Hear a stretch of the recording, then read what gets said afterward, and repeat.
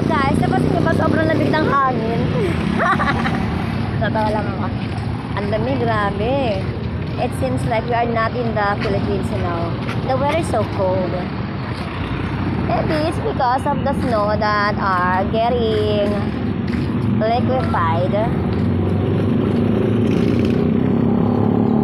Dito tayo ngayon sa Visiting Apalit. And as we can see, there's a lot of establishment here. You know, the McDonald's, Jollibee, and everything.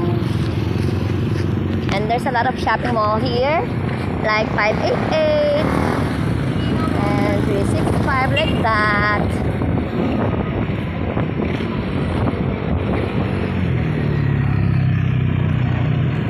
Thank you guys for watching my video and listening to my speech.